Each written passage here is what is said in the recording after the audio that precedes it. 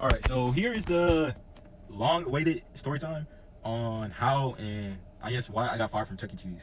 Okay, so for some like context, Chuck E. Cheese was my fourth job. I had 3 jobs before that, obviously. Never had any type of like discrepancies with anybody there. Only reasons I've ever left jobs has either been because of the pay or just because I want to like try or do something different. That's my main like motivation with having so many jobs, is I just want to see like what I like, what I don't like, what I want to do, what I don't want to do. Simple. So boom, I was working at Chuck E. Cheese. I started at the beginning of this year, and it's March, so like 2.5 to like 3 months basically. So this takes place, it was last Sunday. So yeah, I was scheduled from 10 to 6.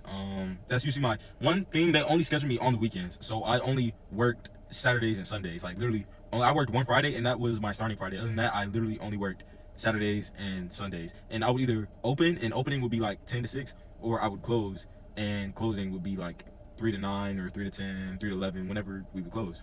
So like I said, I was opening this day, the day that I had to like quit basically. So it was just a regular day like any other day. We had one big rush, and that was about it.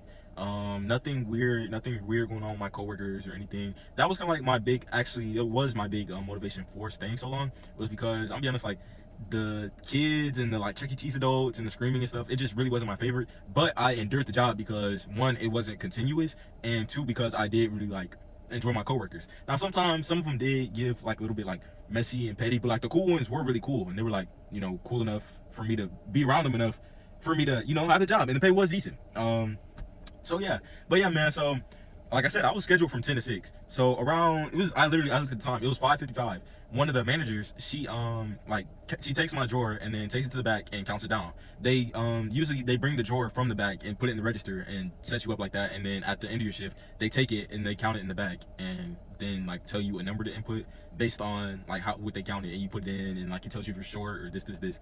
So she does it, and then she comes out and she doesn't say anything to me. She like opens my drawer again, not my drawer but my drop box, to see if I drop like any big bills, so 50s or 100s. She like opens it to see if I dropped anything else in there. No. And then she talks to another manager. This manager, she like got hired really not too long ago. She got hired after I got hired, and I just got hired in January, so that's kind of like a time scope of it.